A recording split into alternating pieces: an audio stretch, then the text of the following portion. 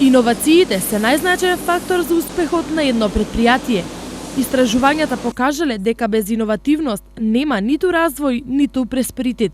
Една мала иновација или еден подобра услуга ќе им даде предност пред своите конкуренти и таа предност всушност ќе биде нивниот развој. Ќе биде на пазарот нешто ново, што всушност ќе предизвика зголемување на прометот, зголемување на обртот на компаниите, развој на мислите, на креативност. Бројот на предпријатијата кои се свртеле кон иновациите во регионот не е голем, иако можности и потенцијал за тоа има. Пример е околината на Пробиштип, која изобилува со зеолит, но истиот не е доволно искористен.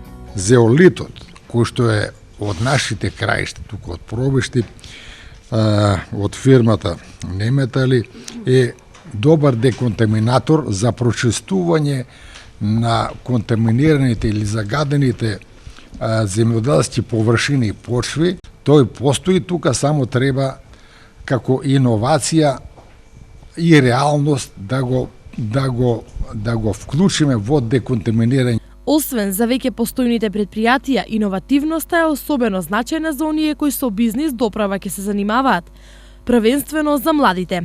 Мислам дека има потенцијал за многу работа, верувам дека иновациите се евентуално иднината на младите луѓе и заради тоа сме тука од Младински клуб исто да допринесеме со идеи и евентуално и со експертиза во однос на стратешко планирање. Потикнувањето на иновативноста е новата стратешка определба на планските региони.